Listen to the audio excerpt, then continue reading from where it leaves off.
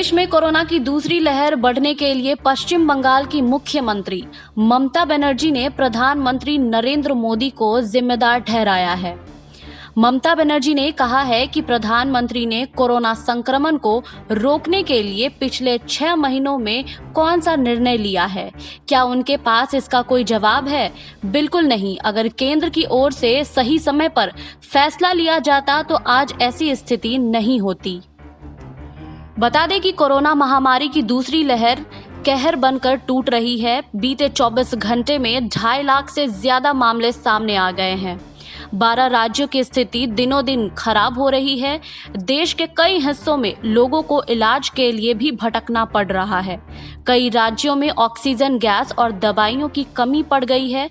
साथ ही राज्यों ने केंद्र से वैक्सीन की किल्लत की भी शिकायत की है। हालांकि केंद्र सरकार की ओर से पर्याप्त मात्रा में वैक्सीन उपलब्ध कराने की बात कही जा रही है। साथ ही ऑक्सीजन भी मुहैया कराने की घोषणा की गई है। केंद्रीय मंत्री पीयूष गोयल ने सोमवार को बताया है कि 6,177 मैट्रिक टन ऑक्सीजन राज्यों को भेजने की तैयारी शुरू की गई है। बता दें कि कोरोना की दूसरी लहर में रिकवरी रेट की सुस्त पड़ गई है और मृत्यु दर बढ़ गई है। आपको बता दें कि पश्चिम बंगाल की मुख्यमंत्री ममता बनर्जी ने सोमवार को लोगों से आग्रह किया कि कोविड-19 की खराब होती स्थिति को लेकर न घबराएं, क्योंकि राज्य सरकार इस बीमारी के प्रसार को रोकने के लिए हर संभव उपाय कर रही है।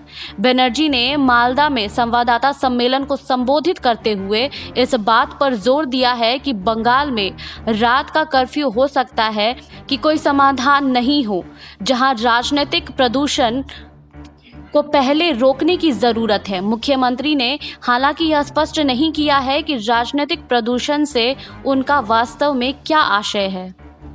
ममता ने बताया है कि क्या कर रही राज्य सरकार। स्थिति से निपटने के लिए राज्य सरकार द्वारा अस्पतालों में कोविड-19 बिस्तरों की संख्या बढ़ाने जैसे उठाए गए कदम के बारे में जानकारी देते हुए उन्होंने सभी कार्यालयों से अनुरोध किया है कि वे फिलहाल 50% कार्यबल के साथ काम करें। उन्होंने कहा है कि सभी से आग्रह करूंगी कि वे घबराएं नहीं।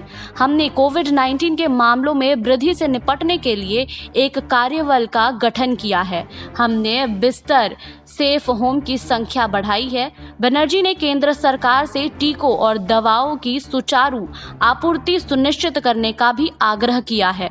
उन्होंने कहा है कि हमने और टीकों की मांग की है क्योंकि इसकी भारी कमी है। केंद्र को टीकों, दवाओं और ऑक्सीजन सिलेंडर की सुचारू आपूर्ति सुनिश्चित करनी चाहिए। आपको हमारी ये रिपोर्ट कैसी लगी हमें कमेंट बॉक्स में बताइए। बाकी और खबरों के लिए जुड़े रहिए SPN9 न्यूज़ के साथ।